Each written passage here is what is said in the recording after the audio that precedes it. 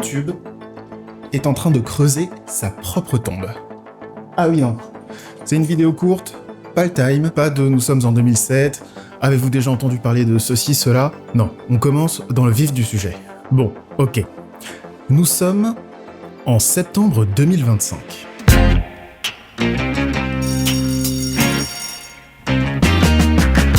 C'est la rentrée, et comme chaque année, la plupart des grandes entreprises font une présentation de leurs nouveautés à venir. I don't know what to tell you guys. All right, C'est aussi le cas de YouTube, lors de son événement Made on YouTube. Un événement un peu spécial, puisque la plateforme fête son 20e anniversaire. Et on ne va pas se mentir, ils n'en sont pas peu fiers. En 20 ans, ils ont créé une économie internationale et revendiquent plus de 100 milliards de dollars distribués aux créateurs et créatrices, aux artistes et aux médias depuis 2021. Et pour penser les 20 années qui vont suivre, la plateforme annonce quelques nouveautés. Alors, on va vite passer dessus parce que c'est pas trop notre sujet, mais il va y avoir des évolutions sur la partie en direct de YouTube, la possibilité de publier une même vidéo sur plusieurs chaînes en collaboration, ou encore la possibilité d'éditer, de déplacer ou de supprimer un segment sponsorisé dans une vidéo. Bref, un ensemble de nouveautés qui vont probablement ravir les agences pour la négociation de leurs sponsors, mais ça n'est pas cette partie qui me fait tiquer. Non, c'est sur la partie créative. Ils ont présenté, je cite, la magie de leurs nouveaux outils créatifs. Rêvez-le, promptez-le, créez-le.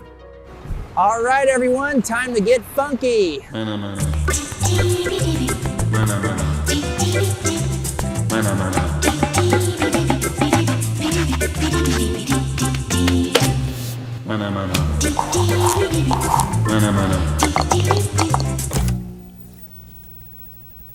Avez-vous déjà entendu parler de AI Slop? Petit disclaimer, toutes les images générées par IA que vous voyez dans cette vidéo n'ont pas été générées par moi pour cette vidéo. Ce sont des images trouvables en ligne qui vont me servir à illustrer et expliquer le problème. Reprenons. Avec la démocratisation de l'IA générative, est apparue ces dernières années toute une myriade de contenus, comment le dire poliment, de qualité discutable. Alors, si vous allez toujours de temps en temps sur Facebook, ou que sur TikTok et Insta votre algorithme n'est pas ouf, vous en avez très certainement vu passer. Parmi ceux qui ont fait un peu de bruit, on peut citer le Jésus crevette, les sujets d'actualité détournés, ou du crochet particulièrement pointu. Et là, on ne va pas sur le terrain des deepfakes ou de la désinformation stratégique générée par IA, non, juste sur ces vidéos un peu spéciales.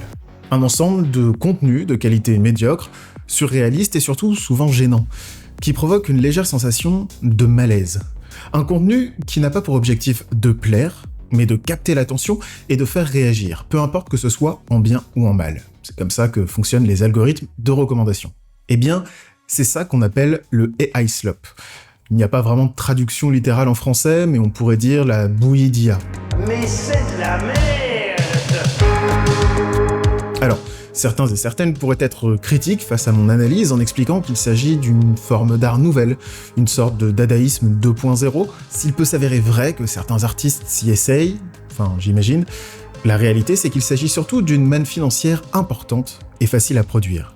On parle de contenu qui, de l'idée à la mise en ligne, prend moins de 30 minutes à faire. Certains vendent même des formations pour le faire en 7 minutes montre en main. Et ce contenu, il est engageant. Il capte l'attention, même si ça agace, et peut générer, par vidéo, plusieurs dizaines, voire centaines de millions de vues. Par plateforme. Donc sur Insta, sur TikTok et même sur YouTube. Et qu'est-ce que je suis allé m'embourber dans ma niche, la désinformation, manipulation de l'opinion. Pire idée de business model. À titre d'exemple, le Guardian a analysé les 100 chaînes YouTube qui ont le plus gagné d'abonnés en juillet 2025. Parmi elles, 10% sont des chaînes qui diffusent du contenu entièrement généré par IA. Et on parle de chaînes qui atteignent des millions d'abonnés et des vidéos qui dépassent les 100 millions de vues, avec les revenus publicitaires qui vont avec. Même si YouTube s'en défend, mais ça on en reparlera après. Généralement, sur ces chaînes, que ce soit sur YouTube ou sur d'autres plateformes, promotion est faite de formations payantes pour soi-même devenir un king ou une queen de la monétisation de contenu généré par IA. Des formations qui promettent de se faire 5 000 $ par mois en partant de zéro et qui trouvent leur public. Dans un article de 404 Médias, le journaliste Dexter Thomas a enquêté sur l'un d'entre eux et a même acheté une de ses formations. Alors, je vais vous faire économiser quelques dizaines d'euros, ça ne forme à rien. Ça explique juste qu'il faut générer du contenu sur une plateforme de génération de vidéos en fonction des sujets du moment. Mais si jamais vous voulez quand même dépenser cet argent, vous pouvez tout à fait le faire sur le Ulule de la chaîne. Vous êtes ma seule source de revenus, donc toutes les vidéos qui voient le jour, c'est grâce à vous. J'ai digressé, pardon, on reprend. Donc, un contenu facile et rapide à produire, potentiellement rentable, même si les plateformes annoncent timidement qu'ils essayent de ne pas monétiser ça, et de véritables effets sur le spectateur. Un effet d'abrutissement numérique très sérieux que vous connaissez peut-être sous le terme anglais brain rot. Terme d'ailleurs désigné mot de l'année 2024 par l'Oxford University Press. Alors, pour le moment en tout cas, il ne s'agit pas d'un effet étudié cliniquement, issu de papiers de recherche très sérieux, mais plus d'un constat. C'est un terme populaire pour désigner les effets de ce genre de vidéos sur la santé cognitive, la capacité d'attention et le brouillard mental qu'elles peuvent produire. Bon, je peux toujours vous donner toutes les définitions possibles, un exemple vaudra toujours 1000 mots. Je vais vous montrer une vidéo entière de 40 secondes qui, au moment où je tourne, accumule 134 millions de vues. Goodbye.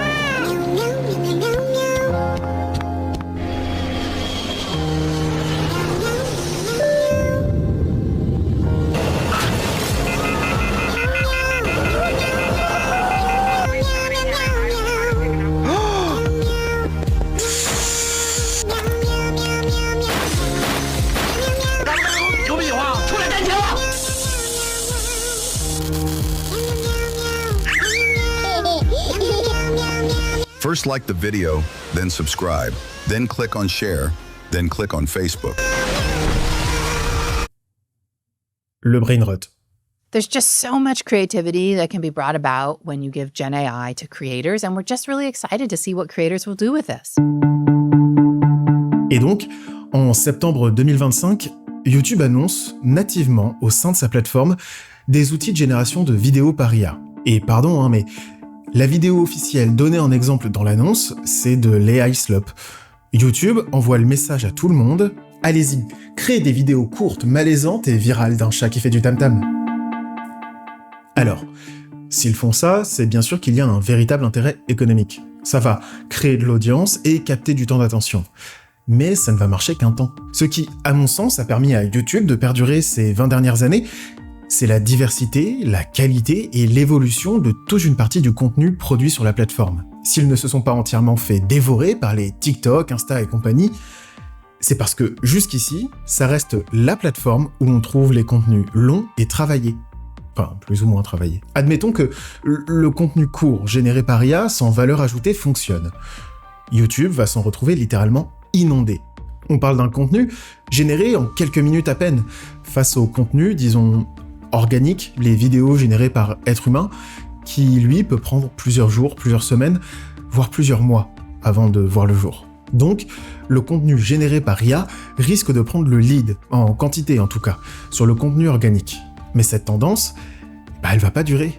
Il y a fort à parier que la surprise et le malaise accrocheur que provoque les AI Slop finissent assez vite par lasser l'audience qui va, au bout d'un moment, voir dans ce contenu de la redondance sans trop d'intérêt, et voudra passer à autre chose. Et à ce moment-là, il commencera à être difficile, au milieu de ces gigatonnes de contenu poubelle, de trouver du contenu intéressant. Il y en aura probablement toujours, mais enterré sous des montagnes de gorilles qui jouent aux échecs. À forcer ainsi, YouTube égratigne sérieusement la pérennité de son image. Et vous voulez connaître le gros paradoxe dans toute cette histoire ? C'est qu'en juillet dernier, YouTube avait annoncé démonétiser ce type de contenu, je cite, non authentique. Contenu qui, 2 mois plus tard, est incité par cette même plateforme, qui cherche à tout prix depuis des années à rattraper TikTok et Insta sur le contenu court, prenant peut-être un peu trop pour acquis sa réputation sur le contenu long. Fait chier.